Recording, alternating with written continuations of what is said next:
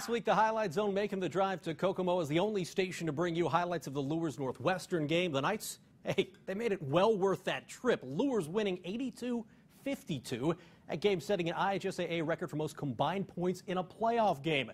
Would they keep up the offensive pace tonight against Yorktown? Luers actually beat the Tigers by just 1 point last year in regionals. This one, not as close. Luers, Jack Johnson heading into who else but Austin Mack. You know what? No one has figured out how to bottle this guy up throughout the season. Maybe he's just that good. The Ohio State product in, and just 2 minutes into the game, it's 6-zip Luers. Johnson hands it to Jalen Charlton. And guess what?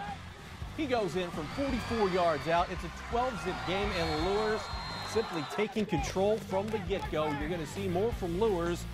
Second down on the 37-yard line. How about Deshaun Bussell? All the way for the touchdown. Yeah, long TDs. The name of the game for Bishop Luers. They roll Yorktown this time around, 40-7 over the Tigers.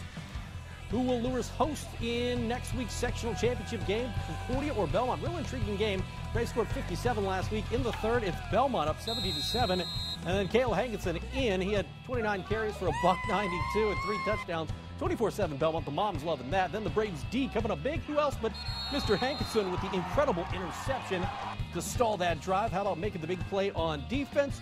Reaping the rewards. It's a Caleb Hankinson highlight reel. That his third touchdown of the night. 31-7 Belmont. And Concordia in the third, going for it on fourth down. Daniel Sparks. No. Jordan Amaker. I love that kid down in Decatur. He recovers, and then it's Amaker getting a reward. He had 2 touchdowns in this one as Belmont steamrolls Concordia 38-7. First thing was get a conference championship. We did that. Sectional is coming up. We got to keep preparing like we have been, and we'll be fine with it. It's survive and advance. We did that, but at the same time, you know, we got to look at ourselves, what the other opponents look at, what are the things we could improve upon. So, yeah, there's always going to be things we can improve on, but I'm very proud of these guys, very happy for these guys. You know, they give us everything we ask them to do, and you can't ask for more from a group of kids like this. So Belmont will play at Luers next Friday night for the 3A Sectional 27 crown. 3A Sectional 26, huge matchup at Memorial Field. 8-2 Garrett and 7-3 Jimtown. Third quarter, Garrett leading 12-7 on the 4-yard line. Give it to Jaden Baker. What a fantastic season he's in. 18-7 Garrett after the extra point was blocked. Now fourth quarter, after a Garrett interception, fourth down at the 3. Tanner Burns to Cordell Kessler. Watch him avoid it and find one of his favorite receivers in the end zone for a touchdown. 24-7 at that point. Now Jimtown, the Jimmies, great history in this program. They're on the 9, but it's picked off here by Caleb Gose, and it is Garrett hanging on. What a victory for the Railroaders. They beat Jimtown 24-7. Why not us? Why not? There's no part of this team that felt like they shouldn't win. And you have to play that way. You have to play that way. We have to coach that way. It's high school football. Well, we know they had good receivers. They're a good passing team. They got big players. They run the routes well. We knew we had to stay deep, and we just got in our right positions that we've been practicing and just picked it off. Great victory for Garrett. They get Culver Academy next week. Culver beat Lakeland tonight 57-28. 2A Sectional 35, Woodland looking to go 11-0 for the first time in school history. They were hosting Eastside, and it was Eastside putting up a fight early. We're in the third quarter here. Nice sack right there by Dakota Smith, and the Blazers actually up 13-7 heading into the fourth. Now in the fourth, Mitchell Van Brocklin, give it to the guy who's done it all season long. The big dude in for the touchdown. That would make it a 14-13 Woodland lead with 8 minutes left. Late fourth quarter, in fact, 18 seconds left. Eastside 4th and goal from the 3-yard line, looking for a game winner. Instead, Malik Murray jumps on it, and another emotional last-minute win for Woodland. They've had 2 in the last 3 weeks. They beat Eastside and hang on 14-13. They got out to a quick head start. They had the momentum at the beginning, but we just had to buckle down in the second half. And when we got that touchdown and that stop down the goal line, it was just magical. It's a great feeling, you're getting nervous, but same thing with Adams Central game. Last play, come down last play every time. You just got to play hard out the entire game, play for 4 quarters, and we came back. So Woodland will host either Whitco or Busco next week for a sectional title. And, speak of the devil, let's go out to Ryan Huff Field. Eagles and the Wildcats.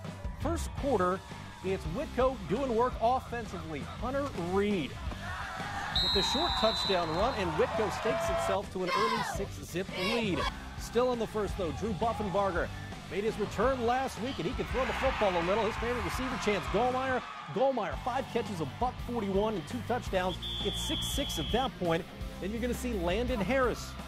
He's been doing it all season, 163 yards on the game, gets the touchdown there, but it's Garrett Elder with an 83-yard touchdown late in the fourth quarter to win this as Whitko beats Busco 34-27. You're going to have Whitko at Woodland next week for a sectional championship. 1A sectional 44 rematch week 7. Adams Central beats Southern Wells 21-zip right then.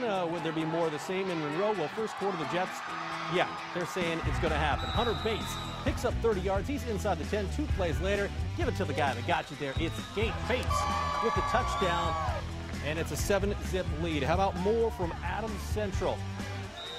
Doing it there, suffocating that Raiders running game. And then in the second quarter, 3rd and long, Andrew Hammond to Luke Boyrall for the first down. Few plays later, Hammond sneaks it in, 14-zip at that point. Adams Central, no problem. They roll 35-7. They will face Monroe Central next week for a sectional championship. Moving on to 1A sectional 43. Yeah, we made the trip for this one. Northfield at Southwood. The Norse would be 9-1, but had to forfeit 4 early games because of an ineligible player. First quarter, they looked the part. Jensen Frieden, a 23-yard run, PAT block, but 6-zip Norse. Northfield not done. Matt Coe, a 5-yard touchdown, and Northfield up 19-zip early in this one. Second quarter, Northfield going to the air. Drake Richter, a 13-yard pass to Jared Short, 27-0 Northfield. And the Norse are for real. This is Jensen Frieden again, 17 yards out. Northfield rolls 43-13. They'll face LaVille next week for a sectional championship. We got more Highlight Zone, including comments next. Get your popcorn ready, Mark!